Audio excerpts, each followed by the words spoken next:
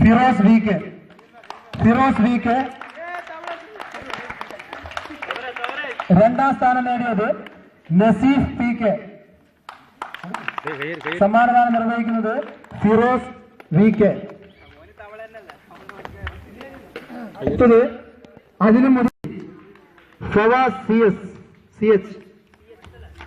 അടുത്തത് ഏറ്റവും ചെറിയ കുട്ടികളുടെ LKG UKG വിഭാഗത്തിൽ ഒന്നാം സ്ഥാനം അനസ് എ സി നിർവഹിക്കുന്നത് രണ്ടുപേർ പങ്കിട്ടുണ്ട്. ഷബീർ എ സി രണ്ടുപേർ തുല്യ പങ്കോടും.